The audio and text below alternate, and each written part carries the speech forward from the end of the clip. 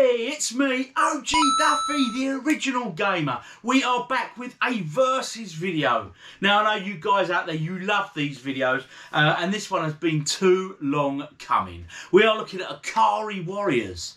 Yes, the SNK game from 1986. It was a bit different, this one. I mean, it was very similar to sort of Commando and stuff at the time, but it had a bit of a whizzy old joystick on it, which we'll come to when we look at the arcade version. Now, for this versus video, we'll be looking at several systems, okay? We're going to be looking at the usual suspects, of course, because what would a versus video be without looking at them 8-bit computer systems from the day? Of course, we'll be looking at the Sinclair ZX Spectrum, we're going to be looking at the Commodore 64, and we're also going to be looking at the Amstrad CPC. Of course we are, but we are adding another one in because Ikari Warriors was released on the Commodore 64. There was a US version and a European UK version, so we'll be looking at both of them to see which one prevails over the other. Then we'll be looking at the 16-bit systems with the Atari ST and the Commodore Amiga going head to head. And then finally, we'll also be looking at some console systems of this. Yes, we'll be looking at the Atari VCS, the 2600 version, and the Atari, I think it's the 5900 version, and the Nintendo Entertainment System, also known as the NES. Now, as always, guys, I'm going to show you the play of each one of these, show you the versions with a bit of overlay, my thoughts, what I think, etc. And then right at the end, come back and I will give you my verdict, my opinion, what I think wins, which one's the best one, etc, etc, etc. And that's where you guys come in, because in the comments, drop your thoughts, drop your memories of Ikari Warriors, if any at all, on any of the systems, your memories and all that sort of good stuff that you do, and any information and little knowledge you guys have, because you're so knowledgeable, you do, in these videos, you put so much information out there, alright? So without further ado, we're going to get to it. But before we get to them home systems, let's go take a look at the arcade version first, as always. Ikari Warriors, released in 1986 by SNK on the arcade systems.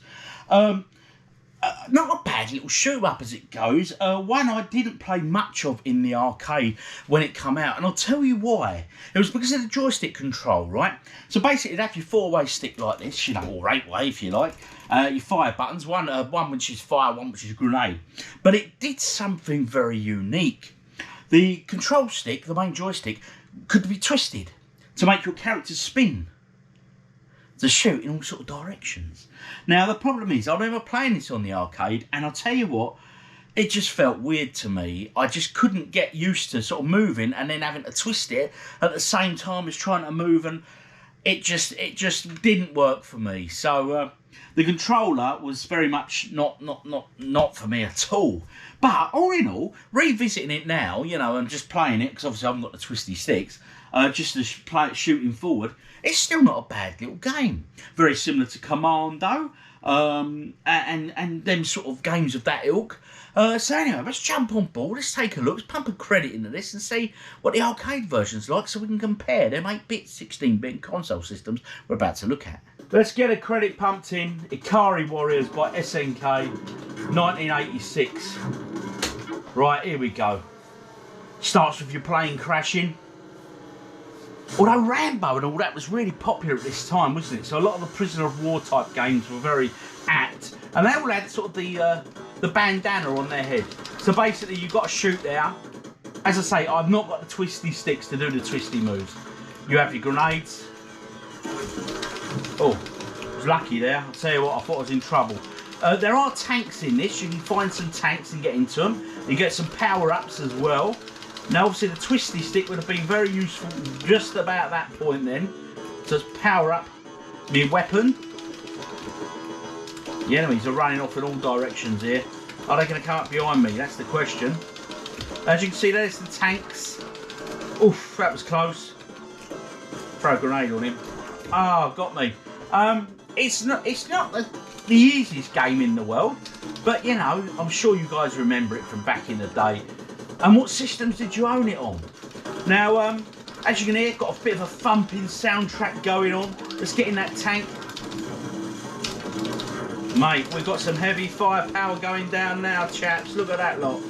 Oh, landmine. Shouldn't have landed on that. Get out of that tank before it blows. And here I come in my Rambo-esque outfit. Well, anyway, guys, that concludes Ikari Warriors on the arcade. So we now know what we're comparing the home versions to, all right? So let's shoot off and take a look at this on the 8-bit systems first. Let's go and take a look at the... let's go and do the Amstrad CPC. And remember, stick around to the end for my verdicts. Kicking off the comparisons this week, we're starting off on the Amstrad CPC. This looks very similar to the Spectrum version, which we'll look at shortly, but obviously this one had a lot of colour going on, so it looks nice and bright. Main difference though, it played a lot slower than the Spectrum version, and it suffered slowdown, particularly when the screen got very busy. Overall, I mean, to look at and the sound and stuff, it weren't too bad really, you know. And it'll be interesting to see how it compares to the other versions we look at. But that was the Amstrad CPC. We're going to go take a look at the Commodore 64 next, but it's the US version. Now, there's going to be some big differences between the US and the Euro UK version, which we'll see very shortly.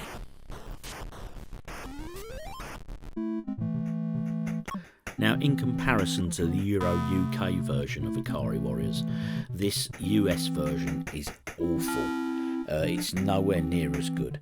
Has bad sound, the graphics are really limited, the enemies are few and far between, as you can see.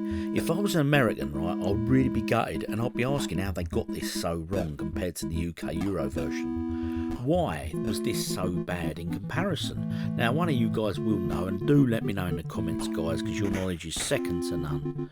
Why was the US version of this so bad compared to the Euro version of the Commodore 64? And why didn't they just release the better version on both systems? I mean, was it down to licensing? What was it? I mean, if someone out there knows, do drop me in the comments. Let me know, guys. Now, let's go take a look at that said UK Euro version for the comparison. Now, straight away, I hope you guys can see the instant change. I mean, the number of enemies on the screen straight away tells you this is far better. Graphically, it looks better, the sound is good. Unfortunately, you couldn't use the weapon lock feature on this, but as the game runs at a really good speed, it didn't really affect the gameplay. It was lovely smooth scrolling, and no slowdown at all. So the Euro UK version of Ikari Warriors blew the US version away, honestly. Just so much better. And as I said previously, how did they get it so bad on the US? Why didn't they just port this one over into the US? If you know, let me know in the comments, because I'm intrigued. I really am. Next up, let's go take a look at a surprise little system now.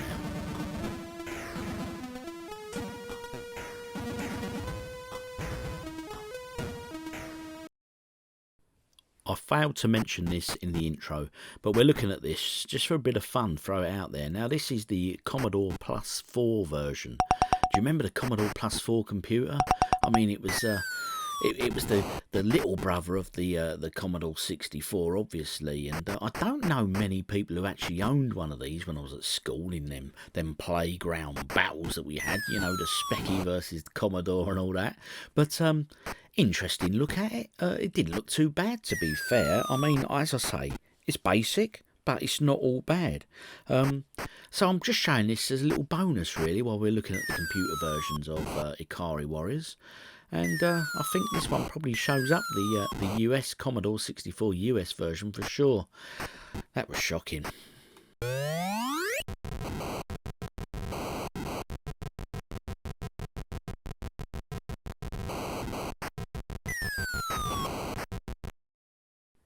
And now the humble ZX Spectrum version of Ikari Warriors. Overall, this is not bad. The controls on this work really well with a key that was assigned to you able to lock the firing direction, which worked brilliantly. Basic sound, which we come to expect from the Specky.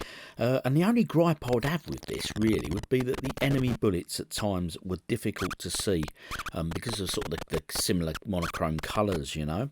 No music on this. This version we're looking at here is the 40 48K version. This was released on the 128K, I believe. Was there music on that version, guys? If any of you know out there, let me know if there was any obvious differences between the ZX Spectrum 48K version compared to the ZX Spectrum 128K. But overall, this I felt was a really good effort. Apart from the bullet problem, but apart from that, good effort, Specky, well done.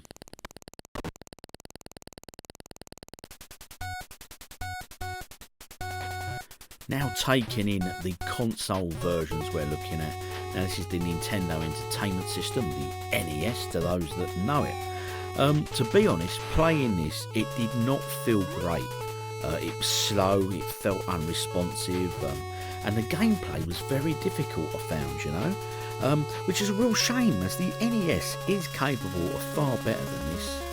Overall, it's a pretty bad conversion, I felt. I expect more from the NES, to be honest. Shame, really.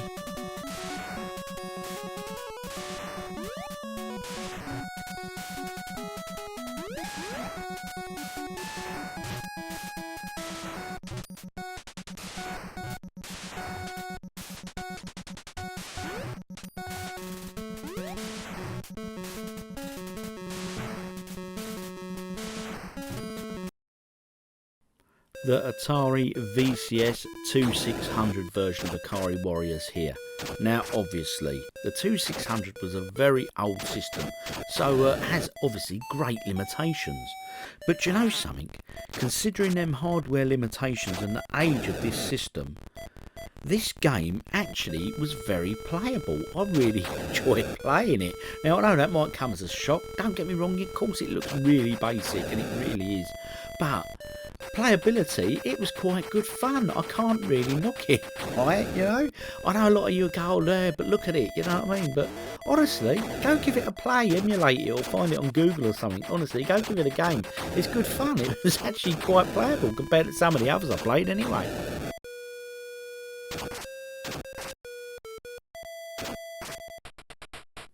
And now the Atari 7800.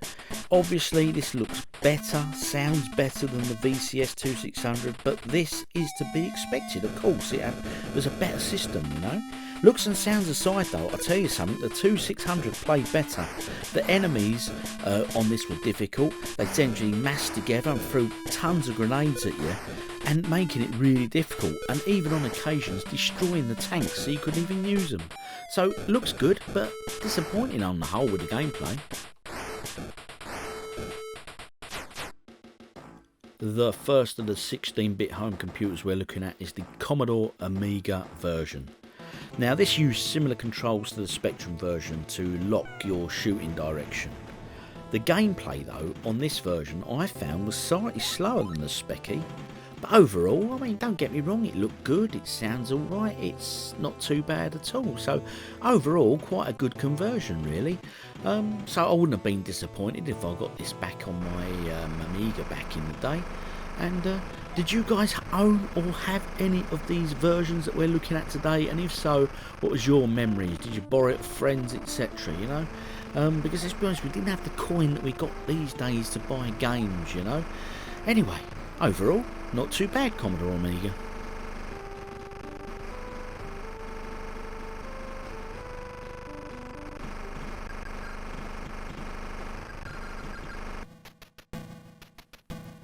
And as always, we're looking at the ST, the Atari ST version of Ikari Warriors. It looks very similar to the Amiga version, but it seemed to run slightly smoother. That is until you get multiple enemies on screen. Then this version suffers badly with real slowdown. Okay, so all in all, it's not really a tough decision on the 16 bits, because when you take that playability in, and I mean, and the slowdown, as you can see, compared to the Amiga, it just ruined it slightly for me, you know. But we're going to go to my verdicts now, guys, and as always, in the comments, let me know your thoughts, your opinions on these, and my verdicts, of course. Let me know, do you agree, do you disagree, etc. Anyway, let's go to them now.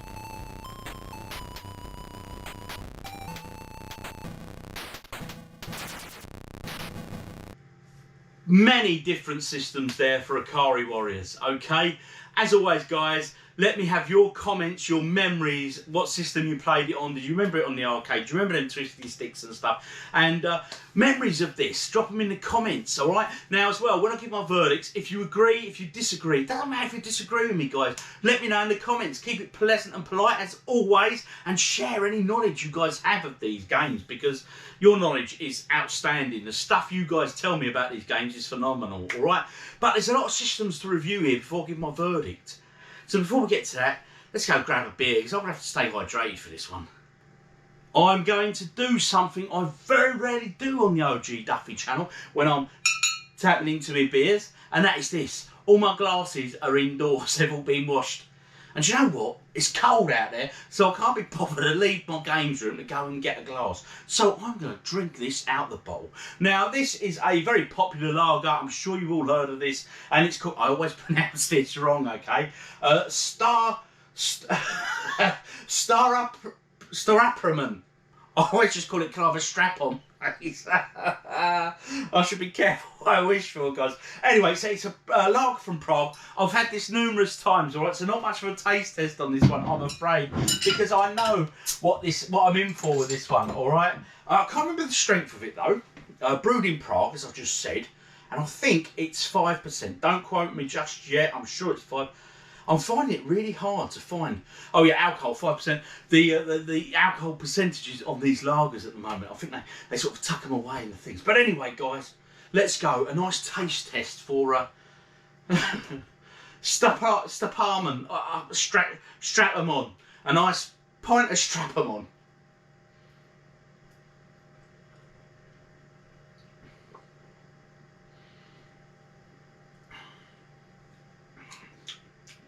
It's how I remember it. It's lovely. It's very nice. What I like about that beer, though, is a little Turkish restaurant near me, and they sell that on tap, on draft.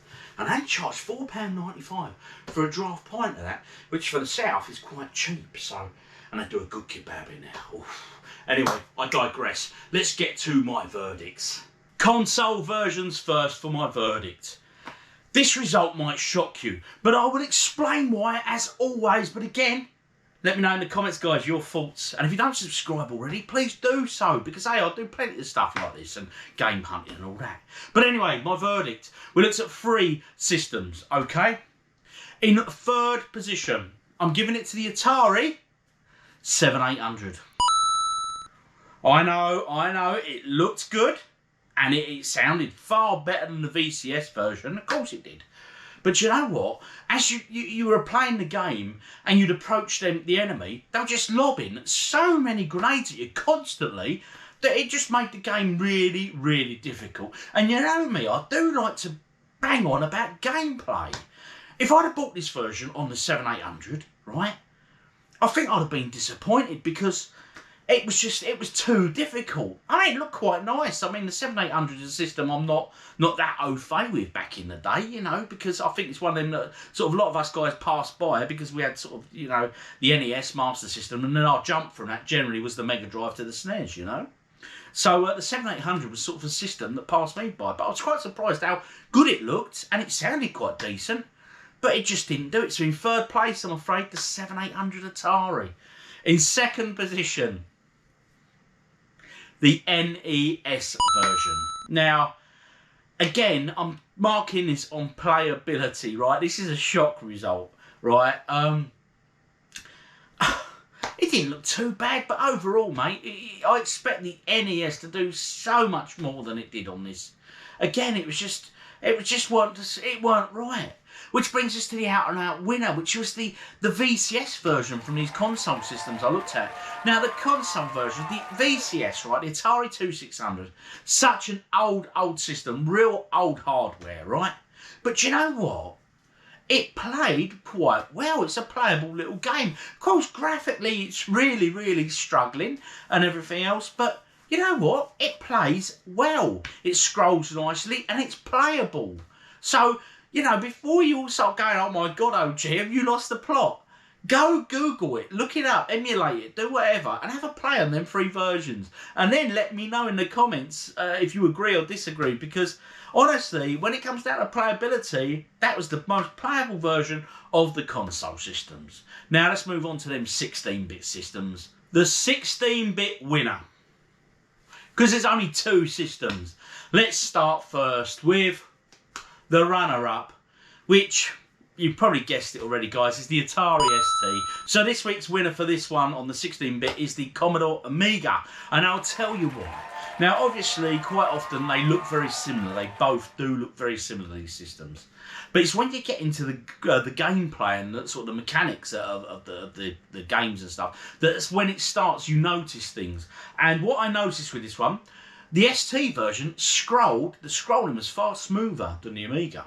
I felt, anyway. But this is where the problem lies now. It's with the ST, as soon as you got multiple enemies on screen, it slowed down, you know? Whilst the Amiga version didn't so much and held its own in that respect. So quite a close call between the 2 of them, really, to be fair. But I've got to give it to someone, and my verdict this week for the 16-bit machines, I've got to give Ikari Warriors to the Amiga, okay? If you agree, disagree, let me know, as always. And on to that all-important 8-bits. The 8-bit results.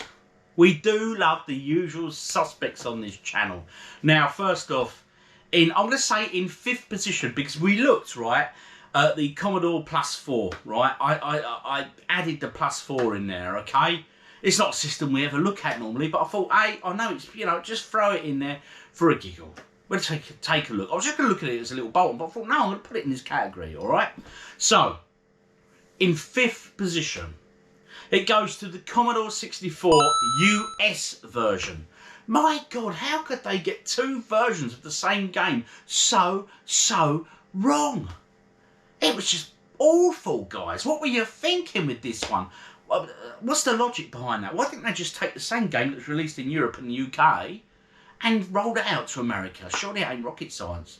I don't know, maybe it's down. You bet one of you will know. Let me know in the comments. So, sorry Commodore owners, especially if you're that side of the pond, you were robbed on this one, guys. What were they thinking with that? So, 4th position. I'm giving it to the Commodore +4. Yes, you've beaten the Commodore 64, but only the US version, mind, okay? So let's not get carried away just yet.